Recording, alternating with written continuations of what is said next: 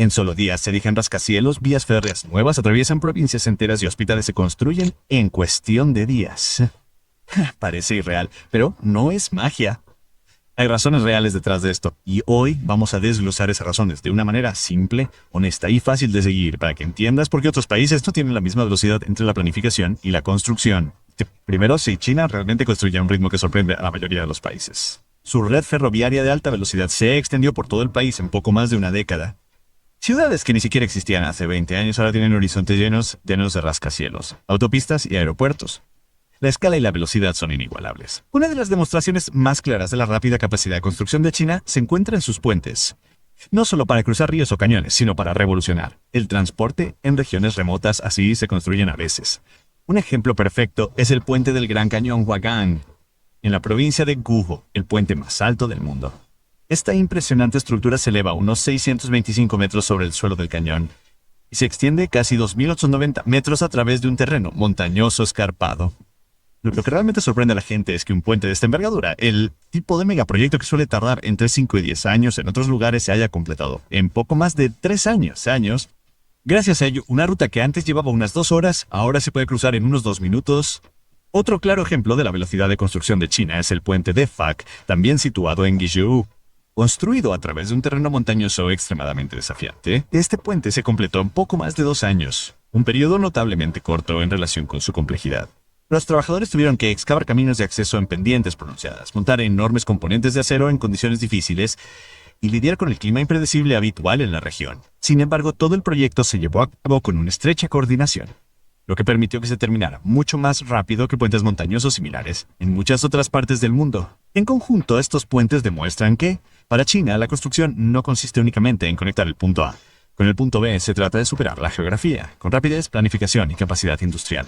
El resultado es una infraestructura que acorta drásticamente los tiempos de viaje y remodela regiones enteras a menudo en tan solo unos años. Pero esto no se debe a un solo truco. Surge de la sinergia entre estrategia económica, planificación nacional, poder industrial, tecnología y cultura. Imaginemos una máquina enorme con muchos engranajes. Para entender la velocidad tenemos que fijarnos en cada engranaje. Uno de los engranajes más grandes es el sistema centralizado de toma de decisiones de China. En muchos países los grandes proyectos de infraestructura se estancan en años de debates políticos, consultas comunitarias, demandas medioambientales, cambios de liderazgo y un papeleo interminable. Un proyecto puede tardar más en aprobarse que en construirse. En China el proceso es mucho más ágil. Cuando el gobierno central o provincial decide que es necesario construir un puente, una nueva línea de metro o un distrito entero, la decisión se toma con rapidez y la ejecución comienza casi de inmediato. No eliminan todos los pasos, pero sí muchos de los cuellos de botella. Otra gran diferencia es la propiedad de la tierra. Dado que el gobierno es el propietario o controla la tierra, no tiene que negociar interminablemente con cientos de propietarios privados.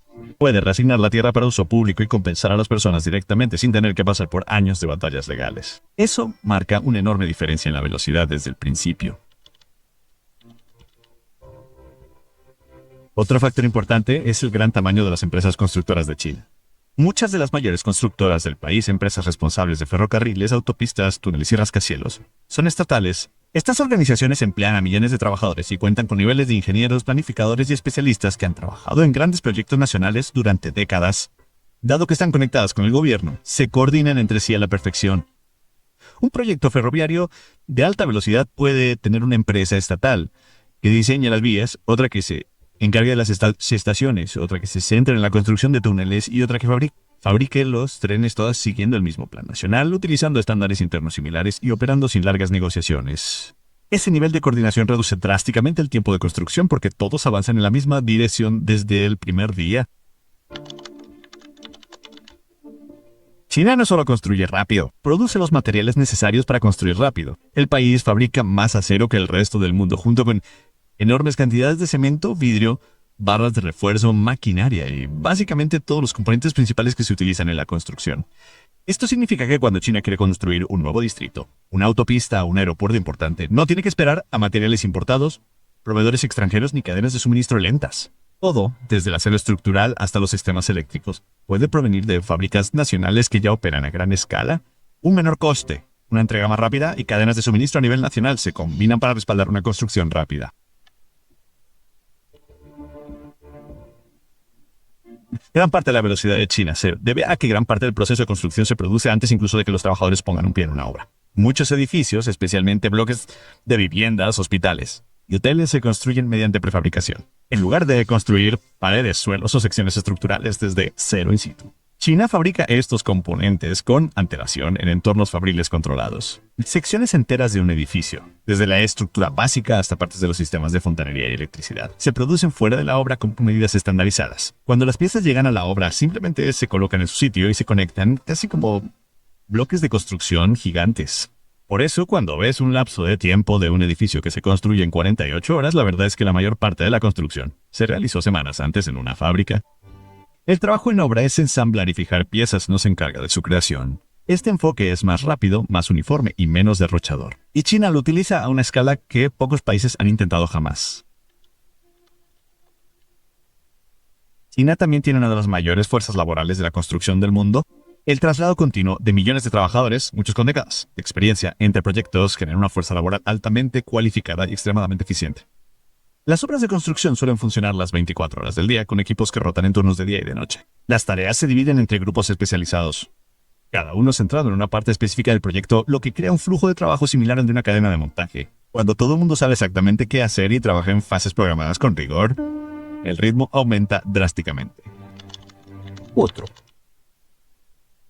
factor del que rara vez se habla es el nivel de estandarización. En China, muchos tipos de edificios siguen plantillas que ya han sido probadas y aprobadas. Todas las estaciones de metro de toda la ciudad suelen compartir el mismo diseño. Los bloques de apartamentos se construyen utilizando diseños repetibles. Los hospitales utilizan estructuras preaprobadas. Incluso muchos de los puentes tienen un aspecto similar porque siguen modelos en los que los ingenieros ya confían. Esto significa que los proyectos no necesitan reinventar el diseño cada vez. Una vez que existe el plano, se puede aplicar a una y otra vez, lo que ahorra meses o incluso años en la fase de planificación. Con toda esta velocidad, también es importante reconocer las desventajas. Algunos proyectos han sufrido problemas de calidad, especialmente en los primeros años o en zonas rurales, donde la supervisión no era tan estricta. Los gobiernos locales también han asumido enormes cantidades de deuda para financiar el desarrollo rápido. A veces regiones edificaron más de lo que necesitan ahora, creando los que se conocen como ciudades fantasma. La construcción rápida puede lograr cosas increíbles, pero también puede crear desafíos que van desde preocupaciones medioambientales hasta errores de planificación. No es un sistema perfecto, pero es un sistema diseñado para priorizar el desarrollo rápido. La gente suele preguntarse por qué sus propios países no construyen tan rápido. La respuesta es que el modelo chino se ajusta al sistema político chino, a sus prioridades económicas, al tamaño de su población y a su cultura de planificación.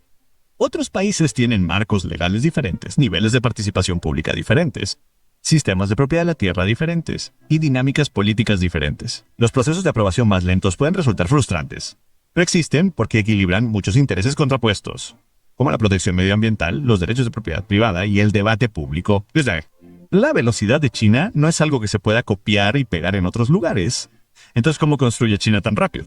Proviene de una combinación de planificación centralizada a largo plazo, enormes empresas estatales, una capacidad industrial masiva, un uso intensivo de la prefabricación, una enorme mano de obra y una estandarización generalizada del diseño.